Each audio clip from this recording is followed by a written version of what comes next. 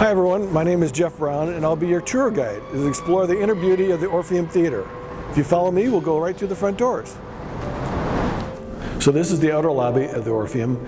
Right next to me is the box office, and if you look at the doors behind here, the gold doors used to be the same as the front doors, but after years of renovations and whatnot, they got replaced.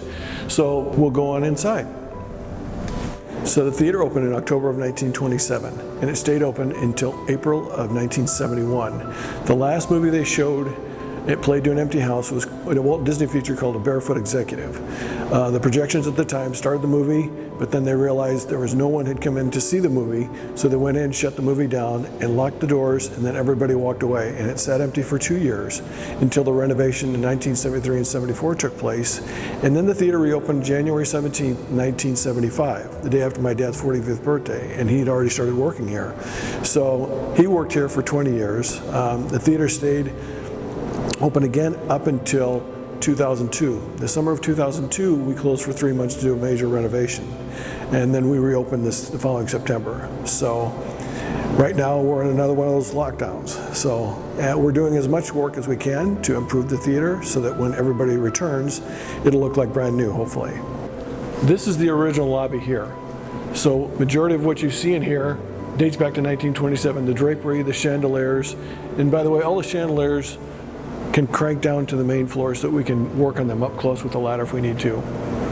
We have a flat screen TV for any latecomers so that they don't miss anything part of the show.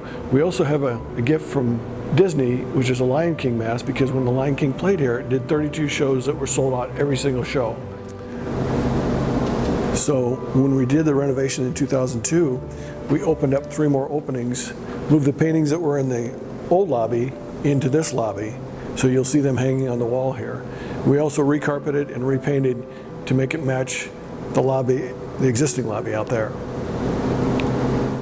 This is what's known as the Ann Thorne Weaver Lounge.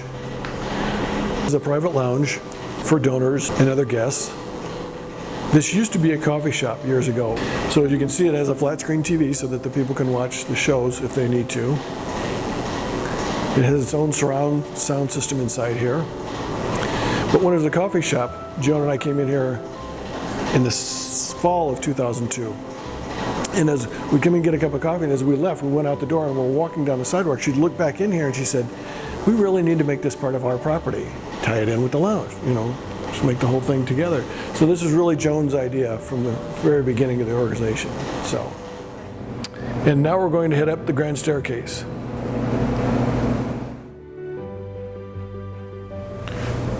We're at the 3rd floor, and here you have, I've put together a display of 3 of the chairs from when the theater opened in 1927. If you take a close look, all the chairs had hat racks in them because back in 1927, everybody wore hats back in the day. So you can kind of see how simple they were. This was a chair that was given to my father after the theater reopened in 1975. So the chairs in 1975 went to a very standard look. No pattern to it, no side to match the original from 1927. 2002, we really went all out. Mary Holland actually was the one that picked out the seats. So we got the size to match the original ones from 1927, the pattern to match the pattern on the back, and then the color, Mary Holland herself picked out. Okay, so this is what's known as the spotlight booth. So when you come in, you'll see a lot of nice artwork. These are new Lysine fellow spots, but we got these brand new just before Hamilton came. Here on the wall is a picture of the last projectionist. Ross Hatton was his name. He showed the last Walt Disney feature here before the theater closed in 1971. But there used to be reels and reels of film in here when it was a movie theater.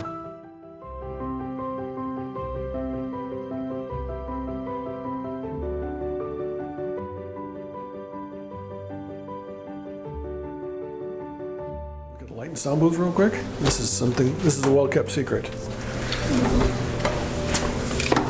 This is what a lot of audience members don't realize what goes on back here. This is behind the scenes. This is the light desk, and that's the soundboard over there. So they sit behind the audience while the performers are up on stage. It's kind of rare that you see this whole spot empty like this. Originally, when my dad started, he had the ghost light out for a reason, because if for some reason in the middle of the night, if the fire curtain were to be tripped and would come down and the fire alarm had gone off in the building, the firemen coming through the front doors would not be able to see this pit area. So it was more of a safety factor than anything else.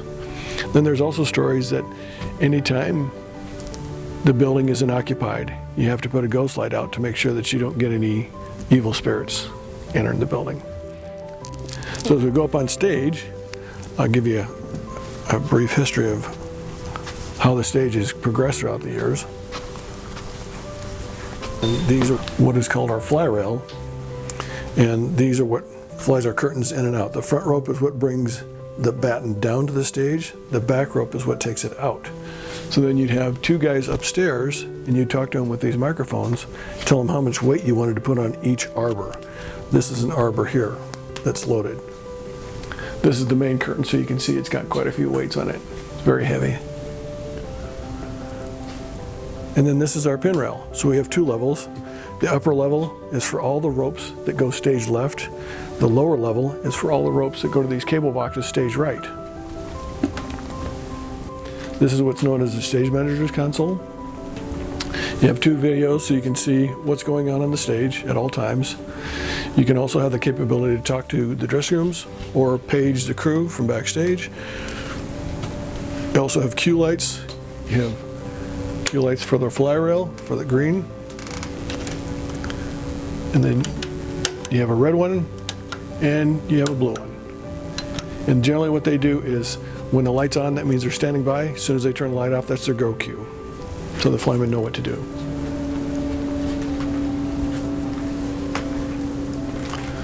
So originally when the theater was built, it had a very small stage. So it only went back to where that column and this column are. So it wasn't even quite 30 feet deep, basically. The biggest thing about the theater when they built it in 1927 was to put more seats out in the audience out there. So this side of the stage was all chorus dressing rooms. Stage left, if you look over on that side, you can see where the beams are cut off. That there, and then a little higher up, those were all star dressing rooms. And they had an elevator on that side of the stage that would take the elevator up to the star dressing rooms.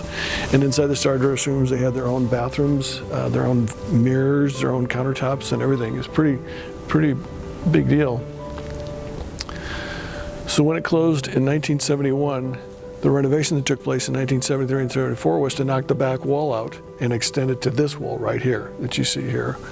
So the columns on each side are actual supports for the grid up above us. So now we're underneath the stage, and the dressing rooms go like in a huge L shape. It all intertwines, but this goes from stage right to stage left. That goes to the lower lobby down there. So as you go down the hallway, if you look closely at the floor, you'll see before we did the renovation in 2002 how narrow this hallway was. So the wall was here, and then that's the other wall. So two people could barely pass each other through here. So in 2000, part of the renovation in 2002, we knocked this wall out and moved it farther over here to make these rooms a little bit smaller, but give us more room for wardrobe gondolas out here in the hallway. Every time we do a Broadway show, the hallways are lined with wardrobe gondolas. And you can see all the dressing rooms on this side are fairly good sized. They're like chorus dressing rooms, basically.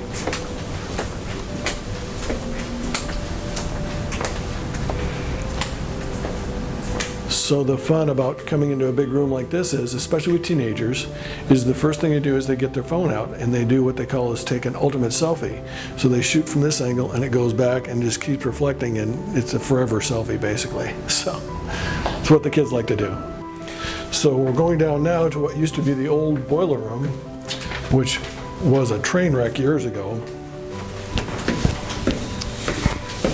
We have 3 washers and 3 dryers because every Broadway show requires that nowadays. It just says that in their check writer. You have to have 3 of each. Oh, and they can't be coin operated. That's the best part. They have to be free. So this room here is the one that was the most interesting. This was the actual boiler room. So there were actual boilers in here when They were renovating in 73 and 74, so they had to take the big boilers out. There were things on the walls, things on the floor that had been cut out, pipes and whatnot. And so since we've walled it all off, put in a ceiling, Chris Kim has just repainted it here just a few months ago. I also have a flat screen now on the wall so that the people down here that are eating can actually see what's going on up on stage to know if it's close for their time for their cues. Thanks for going on the tour with me today. I hope you enjoyed it. I'd like everyone to stay healthy and stay happy, and look forward to seeing us online temporarily until we can see you again soon. Take care, everyone.